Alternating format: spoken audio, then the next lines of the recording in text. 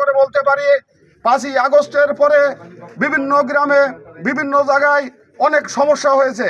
আমাদের গ্রামে কোনো আওয়ামী লীগ কিংবা অন্য কোনো সংগঠনের লোক বলতে পারবে না পুলিশ কিংবা অন্য কিছু দিয়ে কাউকে হেনস্থা করা হয়েছে। আমি আপনাদের বিনীতভাবে অনুরোধ করব, আগামীতে আমরা যেন মিলেমিশে এই সামাজিক দায়বদ্ধতা থেকে সবাই যেন সবার পাশে থাকতে পারি। আপনারা যদি ধানের শীষকে বিজয়ী করেন, আমরা আপনাদের এতটুকু কথা দিচ্ছি, নানবার গ্রামে কোনো রকম কোনো বিশৃঙ্খল হলে আসমানখালী আলমডাঙ্গা কিংবা চুয়াডাঙ্গা থেকে কোনো প্রশাসন এসে কোনো কিছু করতে হবে না, আমরা স্থায়ীভাবে বসে সেটা সমাধান করব।